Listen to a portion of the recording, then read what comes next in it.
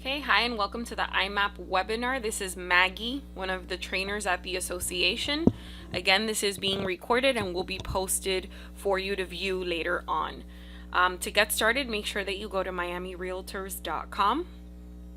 And once you have reached miamirealtors.com, you can go ahead and click on the Miami Gateway in the center of the screen, or you can click on MLS Login in the top right corner. You'll supply your license and password and log in.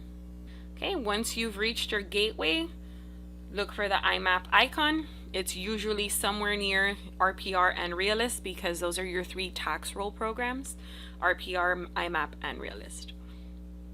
And you'll go ahead and click on iMapp. And then once iMapp launches, this is your general home screen or starting point. You'll notice that you have three searches or three tabs on the left. You have a tax search, an MLS search, and a foreclosure search. Beneath your three tabs, you have your search fields, which can be modified. So if at any point in time you would like to add in a search field, you can take one you aren't going to use and switch it out. And here's your list of available fields. Your search type, the information in that dropdown will depend greatly on what you select in the search field, so it will vary. And then where it says search value, you would enter the actual criteria. Now for every search tab, or for most of the search tabs, you do have a search area specifically for tax search and foreclosure search, and it's every county in the state of Florida. Okay, and then beneath your search fields, you have a map. If at any point in time you would rather search by drawing on the map as opposed to providing a city or a zip code, you can absolutely click on the map and it'll open up and you can actually draw on the map. Okay, so to get started, I'm going to show you what happens when you pull up a specific property on iMapp and the kind of information that's presented. We'll do an MLS search. Obviously, if we need to find something in the MLS, we would start with Matrix, but there's one feature that the MLS search has here that no one else has.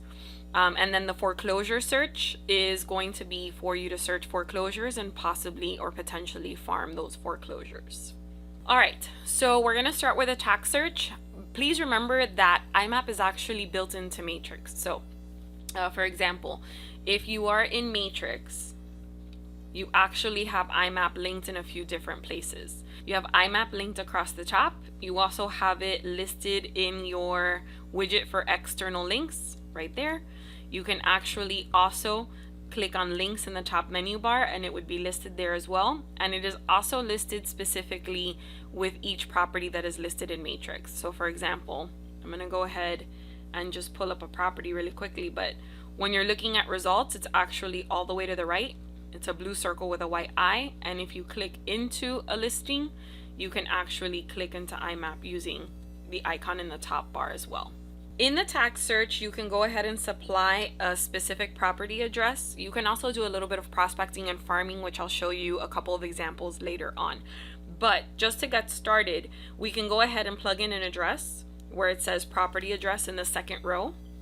And all the way to the right where you would plug in the search value, you would type in the address. So I have an address as an example, and it's 1324 Southwest 17th Terrace. So I'm going to go ahead and plug that in. Okay, and I'm searching for a specific address. I make sure that I'm in the right county. It will always leave the last county that you selected up there. So I'm going to go ahead and simply click on Start Search once I've plugged in the address. Okay, and here's the property. All right, so from here on the left-hand side, I have some property information. The hyperlinked parcel ID is the folio number, so you can actually click on it and it would open up the information in the property appraiser's office. Okay, so I would be able to see the information based on what was in the actual tax record. So I have that option. Anytime you see something that is blue and hyperlinked in iMapp, you can actually click on it and see additional information from public record. We have our little map location, and the map can actually have different banners or different icons to kind of give you an idea of what's going on. So right beneath the map, if you'd like to see what's going on around that property, you can actually select any of these icons and have them populated on the map. If there's anything else you would like to modify about your map, on the right hand side, right next to that map, you have map settings. And you can actually zoom in and zoom out using these arrows that have a plus and minus. You can change your map view if you'd like to see, for example, flood zones. You can go ahead and change that. So usually I have it set to street map, but you can change your map view there as well. You can select or draw on the map. You can measure. You can pan the map, so move it over. And then you can also change the size of the map. You can save it and save it as small, medium, large, or extra large. So if you would like that actual image, you can save it. You have the value information of the property beneath that, year over year for the last 5 years. You have a link to the tax collector's site. And if for whatever reason they hadn't paid their taxes, or if it is in an opportunity zone, right above that, usually right around here, you would see that as well. You have your sales information. You have your building information, your assigned schools, and your flood zones. And then all the way to the right, you have MLS listing info. So that lets me know that this property has been in the MLS. And if I wanted to see the information that was in the MLS, instead of going back to Matrix and trying to find it on Matrix, I can actually just click on MLS listing info, and I can see what was in the MLS. So the pictures are still here, the listing overview, and these are some of the listing details. I can also see that it's been listed 3 times in total. So where it says listing history, I can see that as well. If I wanted to go back to that previous screen, the following option that says property tax allows you to click and go back to that original screen we had first pulled up. You can also click on find comparables to find comparable properties. And I already have criteria saved, so every time I click on it, it's using that criteria that I prefer to give me comparables for this property, or for each property. I'm going to go ahead and click on find comparables. And I have my comparison criteria set to what you see here. I'm going to zoom in a little bit, where it says comparison criteria. So if you'd like to maybe take a picture or a screenshot of this, I set this, and when you would like to set a certain default, you would just set your criteria and click on set as default. But from time to time, when you click on find comparables, you might not get any results. And so you can modify this criteria and just click on update criteria to change it for that one situation. Now the comparables that came up, all of them have this blue R logo, which is the logo for realtors. So that's letting me know that each of these properties was actually sold through a realtor. So it was sold through the MLS. If it was not, the sale would still show up because it's pulling from the tax record, but it would go ahead and not have that blue R. So it would go ahead and remove it.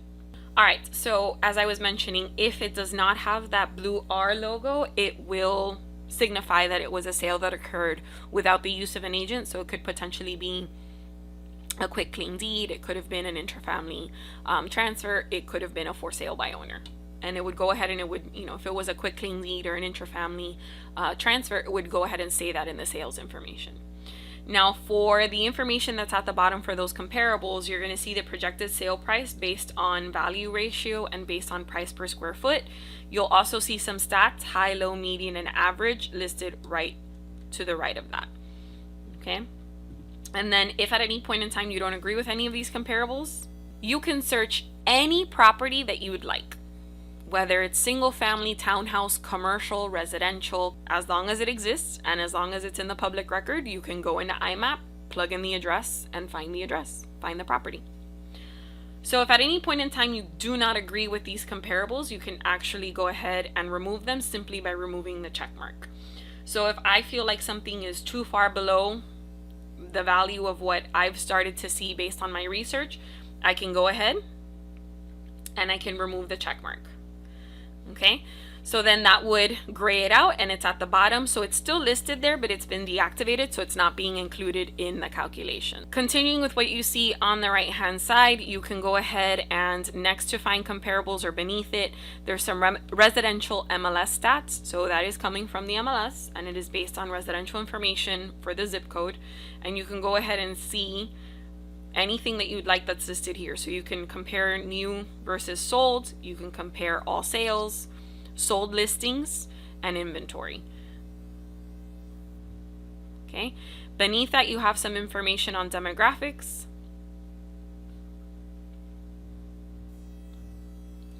Beneath your demographics, you have Bing Maps, Google Driving Directions, and Google Maps. That's pretty self-explanatory. And then you have RPR property details. So if for whatever reason you now wanted to jump into RPR and delve a little bit deeper into certain things, you could just click on RPR from here and it'll go ahead and launch RPR for you. Now I'm going to go back to the property tax. For everything that you jump through on this right-hand side, you can email that page, just that page of information. So if I wanted to email various things, I would need to jump into each section and click on email each time. So there's no way for me to create like a package of pages. You can save it as a PDF. Please remember that products like Matrix and RPR allow you to upload your own pages as long as they're formatted as PDFs. And you can also choose to print this page. So that's pretty much an overview of what you would see if you came into the system to research a specific property. And again, you can research a condo. So I know that came up, but if I click on new search in the top corner, you have to be mindful of how condos are listed. So for example, sometimes they have the letters APT, sometimes they have the number sign or the pound sign or the hashtag, however you recognize it. So it really just depends on how it was listed originally, how it was entered, because that could modify or that could affect things. So you can definitely plug in the address, just be mindful of how those units are listed in the tax record, whether it's with, like I said, the pound sign, APT, sometimes it says unit. You can go ahead and plug that into property address as well, and you can pull up that information. I'd like to now show you how you can go ahead and use Mls Search. And I am going to, on the top left corner, click on Mls Search. So as I mentioned before, you can go ahead and you can, obviously if you needed something from the MLS, you can search it directly in Matrix. But there's one thing that you can do here that you cannot do anywhere else, and it's actually what I call a hidden little gem of iMapp. They have a feature that allows you to search for MLS listings that are expired but have not been relisted. So for those of you who've ever tried to farm expired listings, you have maybe done it through something like Matrix, which is fine, but then you have to go back and check, because sometimes listings expire and the very next day or the very same afternoon, they're active, they're back in the system. So this allows you to see those listings that have expired and have not been relisted yet. And then you can go ahead and you can print mailing labels, which I'll show you how to do. And you can go ahead and send out your mailers or your flyers, or you can go door knocking if you want, but it gives you that list of expired, not relisted, which is really convenient. So for example, let's say I wanted to see some expired, not relisted, and I'm gonna go ahead and I'm gonna search for condos. Okay, since some of us are interested in condos, so I want to make sure that I tackle a little bit of both. So I'm going to go ahead and where it says listing number, I'm not going to search for a specific listing, so I'm actually going to change this to zip code. So I wanted to show you how you could change some of these fields as well. So where it says zip code equal to, I'm going to go ahead and plug in 33130, which happens to be one of the zip codes that Brickell falls into. So I'm going to go ahead and search for those expired, not relisted in that zip code. Where it says listing status, which is the third row, I'm going to go ahead and change that to the option that says expired, not relisted. Where it says property type, I'm not interested in all of them. I'm interested specifically in condos. So I'm going to select condo from the drop down. Where it says address, I'm not searching for a specific address, so I'm actually going to change this one to expired date. I am not interested in the lengthy history of listings that may have expired and not been relisted. I'm interested in recent expirations. So maybe I want to see the expireds that haven't been relisted in the last year. Expired date greater than or equal to, I can go ahead and say January 1st of 2019. Or maybe I just want to do the last few months, so I'll do 2020. So that'll give me about the last 3 months of expired, not relisted. And that's it. I've got my location, I've got my status, my property type, and I've got a date. At the bottom, I go ahead and click on Start Search. And there are 35 listings that have expired and not been relisted into the system. So now, as I mentioned, I can go door knocking, which with condos can be a little difficult, but I can also just print some mailing labels and go ahead and send them a flyer, send them my marketing materials. So on the right hand side, once you're in your results, you can download these results. So I can go ahead and download this list of 35 and it would download into an Excel CSV sheet. I can create mailing labels. If I wanted to change anything about the criteria I use to search, I can go ahead and refine the search. So where it says refine the search, that would go ahead and take me back. And I have 35 results, so maybe I want to go back a little bit more. So maybe I want to go back from October to now. I can go ahead, change the date, click on start search again, and come back. So now I have 66, so I've got almost double. I can save this search so that I don't have to worry about remembering the criteria that I used, and I can print this page. So let's go ahead and let's create some mailing labels. If I click on create mail labels, I can use the listing address, or I can have it be the owner at the owner address or the owner at the property address. So the owner at the owner address is going to use the tax billing address. The owner name at property address is going to address it to the owner at the location of that listing. So if I want to communicate with the owner, I want to make sure that it gets to the owner at the owner address. I can replace the first line if I'd like to have it say something other than their name. I can remove duplicate results. Sometimes you have an investor that has multiple properties in that area and you don't want to send them 5 flyers of the same thing. And I can make sure to only retrieve labels with valid zip codes. Beneath this, you can choose your Avery label type. You can choose to have it created in PDF, in Word, or as a text file in CSV format, which would open in Excel. I'm going to leave it as a PDF, and I'm going to click on Generate PDF. There we go. The listing address. Sorry, my other labels were having a moment. So this has it says property owner. If you don't want it to say property owner and you'd like it to say something like current resident, you could use the option that I had shown you earlier, which allows you to replace the first line with your own custom text. So I could have it say current resident instead. I could have it say first line and or current resident, which would usually be the owner's name. Now remember, if I wanted to see owner information, I would have to make sure to pull up the tax record. So let me clarify. I'm going to go back to browse results. What I did here was search for MLS listings that expired and didn't relist. When I click on a result, and I give it a second to load, it's giving me the MLS information. If I'd like to see the owner information on the right hand side, I have to make sure to go ahead and click on property tax info. And then it would go ahead and give me the tax record. So by default, because I did an MLS search, what it's showing me here is strictly just MLS information. If I wanted to see tax information, I have to click on each, and then I have to toggle between the MLS information and the property tax. Just a recommendation, I would check off the option on the right that says open property links in a new window, because this goes ahead and instead of taking you back and forth between the results, it just opens it in another tab. When you're done, you click that tab and your results are still here.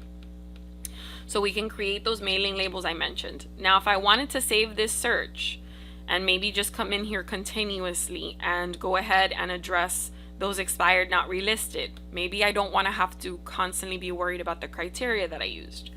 I can go ahead and save this search, enter a name. So I'm going to put 33130 expired not relisted, and then I click on save search. It lets me know my search has been successfully saved. I click OK. When I go back to a search, any search that I've saved is going to be listed at the top where it says my saved searches. So in the top right corner, right above the search area, it says my saved searches. I hover, and you would see in the description the name that you gave it.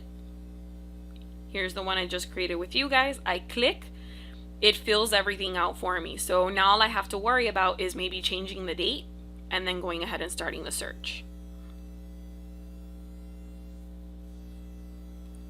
Okay, now That was the MLS search. Next to MLS search, we have a foreclosure search. So for those of you that are interested in maybe prospecting and farming your foreclosures a little bit, you can absolutely do that.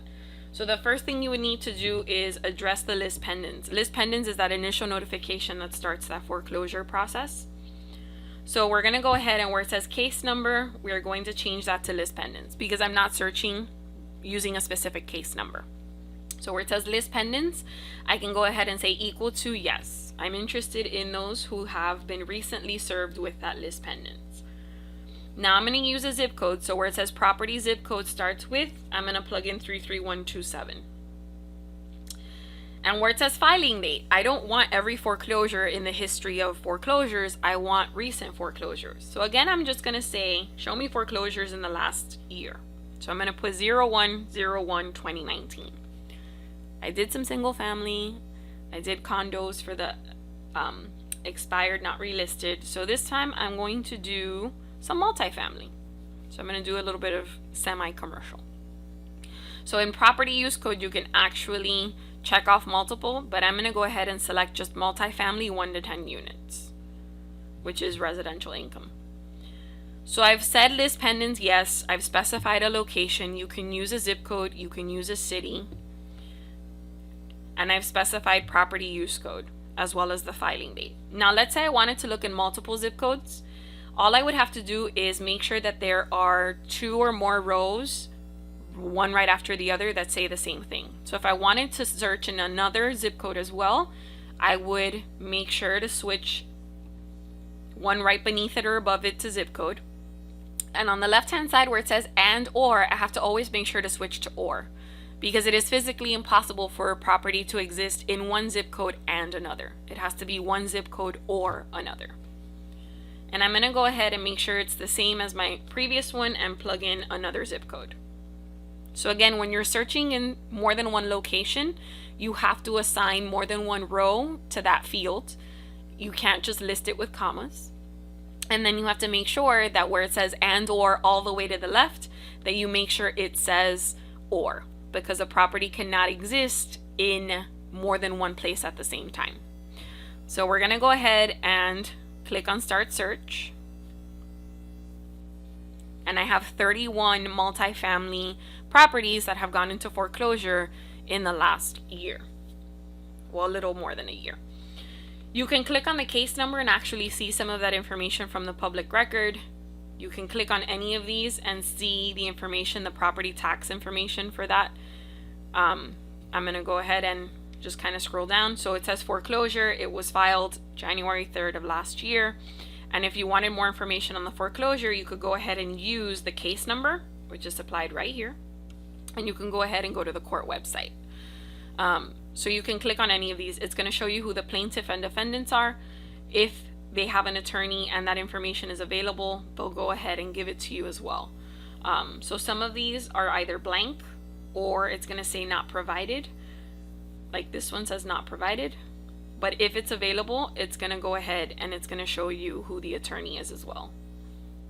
Okay, now if any of these are currently active, you see this little green flag on the left. That little green icon is letting you know that those are already active. So I'm not interested in farming those. So what you would do is, let's say I wanted mailing labels for these. I would, at the top where it says results not sorted, switch to MLS status ascending. And I'm going to put all of those actives at the top that way. If it's already active, that means someone else beat me to it. I'm not interested in contacting that person, nor should I, because it would be unethical. So I would go ahead and I would remove these 3. I don't need these. Someone already got to them. They're listed. They're not viable options for me in terms of listing. So I would commit those changes once I remove those check marks. And now they've been deactivated, so they're not going to be included in what I want to do. If I wanted to print mailing labels, on the right hand side, you can download these results into a CSV. You can create mailing labels like we did earlier. So I can say the defendant at the owner's address, select my Avery type, generate those labels. Okay, and so now I could go ahead, there they are, names and all, take these labels, print them out, and then put them on my flyer, my postcard, my marketing materials, and send them out through the mail. Okay. If I wanted to go back to the results, remember you always do so by clicking Browse Results, and it takes us right back to those results. So we have used this to search for information or more information on a specific property. We have searched for expired, not relisted. We've searched for foreclosures. I'm going to go back to the tax search and show you how you can use the tax search to farm for listings based on the last time that they were sold. So we know people move every 7 to 10 years. What if I wanted to tackle sales from 10 years ago? I could do so, and then I could print those mailing labels and communicate with those people. Maybe you wanted to do a little bit of farming and prospecting for your owner occupied, because if it's not owner occupied, chances are it is being rented out. So I can communicate with that potential tenant. So I'm going to make sure I'm in the tax search, and again, always double check that you're in the right search and you're in the right county. And I am going to go ahead and do an example with owner occupied in a condo building. So what I'm going to do this time is where it says subdivision, I'm going to switch that from subdivision select to subdivision input. Start with, and I'm going to do this for the Axis in Brickell. The Axis has 2 towers, so I've got the Axis and I've got the Axis on Brickell too. One is north, facing north, and one is facing south. So I'm going to go ahead and click on the first one. And if I were to click on Start Search right now, it's just going to give me a list of every condo in that tower. Okay, now I'm going to go back to refine this search. And what I'm going to do is I'm looking for owner occupied. So I'm going to change property zip code right beneath subdivision, and I'm going to switch that to say owner occupied. And by the way, you also have the option of searching to see if the person is a county resident or not, a Florida resident or not, a US resident or not. So I'm going to go ahead and say owner occupied equal to, and I'm going to say no, because I want to communicate with those units that are not owner occupied, that are potentially being rented. And there is no way for us to confirm that definitively, because an owner could have rented that unit through a realtor, and the owner could have just done it on their own, rented to a friend or a family member. So there's no way for us to confirm that 100%. But I'm going to go ahead and tackle owner occupied no in the Axis, and I'm going to click on Start Search. So of those 350 units, 254 of them are owner occupied no. Some of these might be active listings, so when you're farming for whatever reason, the first thing you need to do is make sure that where it says results not sorted, you go to MLS status ascending, and you remove anything that has that little green active sign on the left. There is no way to do this other than manually, so you have to kind of go through and remove all of these check marks, and there are quite a few that are active, all the way down to number 23, and I have a pending as well. So I can go ahead and remove that. So remember, I'm fishing basically for new listings, and I cannot communicate with those that are already listed. They already have an agent. It would be unethical of me to do so. So I'm going to go ahead and remove these. And remember that once you remove these listings, you have to make sure to commit those changes. So you'll notice that the minute you remove check marks, you're going to see in a blue bar, commit changes. I commit those changes and I remove those 20 something. If I wanted to create mailing labels, on the left hand side, I click on create mail labels. And I want to talk to the occupant. So I'm going to say occupant. And I can replace the first line and maybe have it say future homeowner. I can choose my label. They have all these different Avery options. Click on generate in PDF format. Okay, I give it a second. And here are my labels for all of those owner occupied no, using the term future homeowner. And maybe I can go ahead and say, hey, statistics say that renting costs XYZ, purchasing costs XYZ. We know that statistically they say it is in the long run cheaper to purchase than to rent, and you can use those statistics to your benefit. Also, maybe you have a listing in that building and you want to entice someone who's currently renting there to purchase there. how convenient would it be to stay in the same location but just move up or down a few floors? So you can use this in a variety of ways. I'm just showing you a couple of examples. If I wanted to go back to my results, I would click on Browse Results on the right. If I wanted to save this search and maybe run this search every month to see if there are any new units that come in, or repeat the process every month, I can go ahead and save the search. Remember, all you need to do is name it and you can save your search. I'm going to go back to the new search and I'm going to show you one more example. Not to say that this is the only way you can farm using iMapp. I'm just using a couple of different examples to show you how it works. So let's say I were interested in farming some single family properties that were purchased 10 years ago. So we know statistically people move every 7 to 10 years. And at that point, if they've been there about 10 years, maybe they are looking to sell. Maybe they need to downsize. So I'm going to go ahead and I'm going to search in a zip code. And I'm going to say 33145. So where it says property zip code equal to, I'm going to put 33145. Where it says property type, I'm going to specify single family, but again, you can check off multiple in this drop down, which is convenient. And I'm going to specify sale date. So where it says sale date greater than or equal to, 10 years ago was 2010. So I'm going to put 01/01/2010. And then sale price, I'm going to switch that to sale date. And this one is going to be less than or equal to. So when you're using a date range, you need 2 rows that say sale date. And the top row always says greater than or equal to, and the bottom row always says less than or equal to. And I'm going to go ahead and plug in 12/31/2019.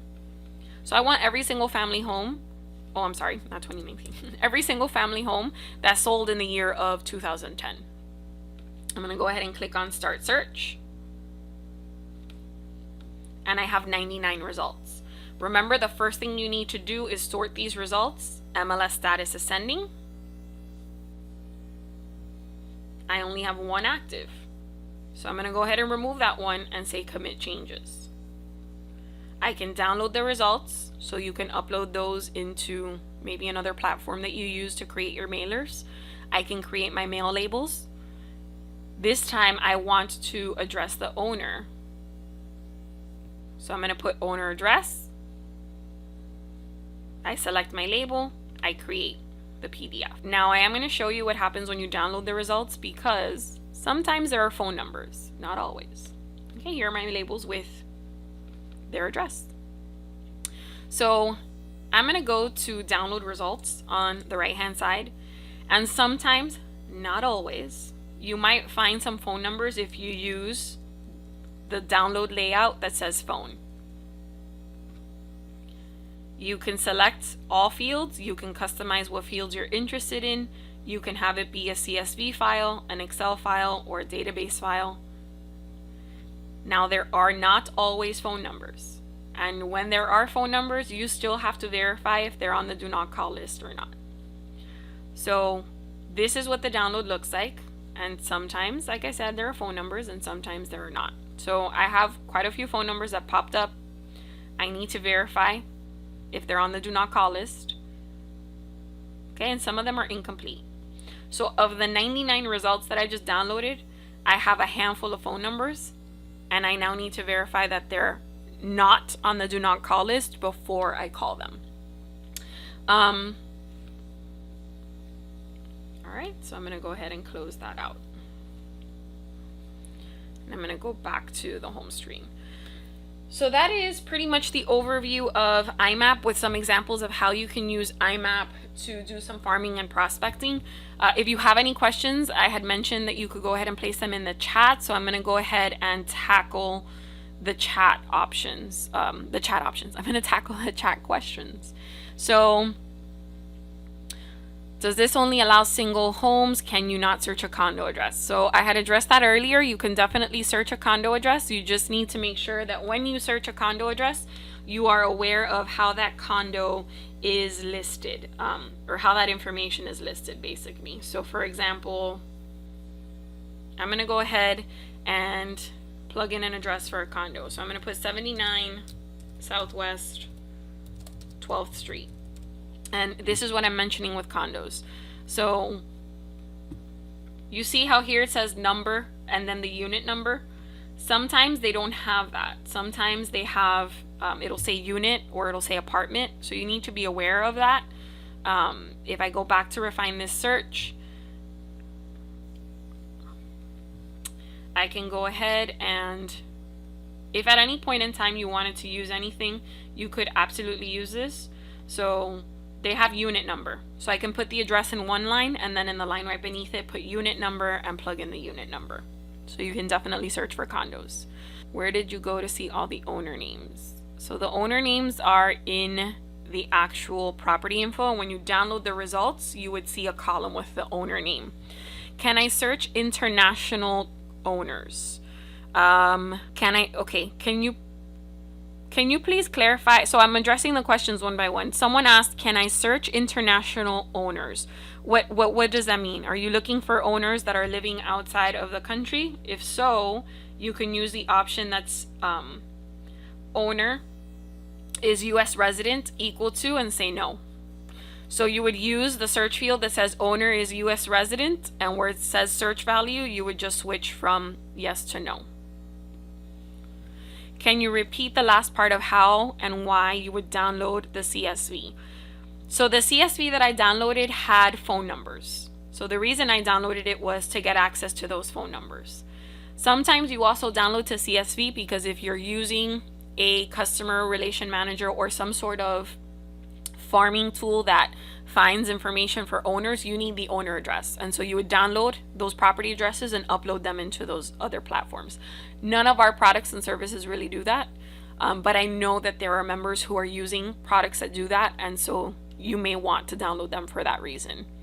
How do I verify any phone numbers on the do not call list? You would need to go to the government website that's called do not call. I think it's do not call.gov. Where did I find phone numbers? Phone numbers can be found through the download. So if I wanted phone numbers, again, I would have to run the search. So what I did to find phone numbers is I had specified a property zip code. So I had said 33145. And I'm going to go ahead and tackle another question, which is how do you look up multiple zip codes? So let's say I was looking in 33145 and I wanted to also look in 33132. Where it says property zip code, either above or below it, I would also specify property zip code. So I would switch to have two rows back to back that say property zip code. But where it says and or, I would make sure to put or. So I would make sure it says or. And then I would specify that other zip code. I had done this for sale date. So I had said sale date greater than or equal to, and then I had looked for those properties that sold 10 years ago. So I'm just redoing this because someone asked how I got the phone numbers. So I'm going to go ahead and, so once you run your search and you get your results, on the right hand side where it says download results, you would click and then you would select the option that says phone and then click on start download.